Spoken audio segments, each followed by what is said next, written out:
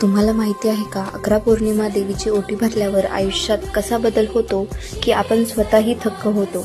मी आज तुम्हाला अशी सेवा सांगणार आहे जी अनेक स्त्रियांनी श्रद्धेने केली. त्यांच्या घरातील अडचणी हळूहळू दूर झाल्या.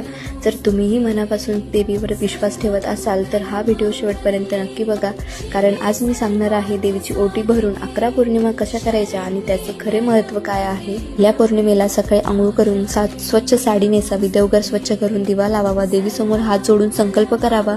आज मी सलग 11 पौर्णिमा देवीची ओटी भरण्याचा संकल्प करते. माझ्या घरात सुख, समृद्धी आणि समाधान नांदो.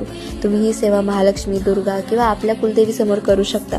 ओटी भरण्यासाठी लागणारे साहित्य: हळद, कुंकू, अक्षता, फुले, एक नारळ आणि खण किंवा बांगड्या, थोडी साखर किंवा गोड पदार्थ. देवीच्या मूर्तीसमोर किंवा फोटोसमोर या वस्तू ठेवून ओटी भरावी.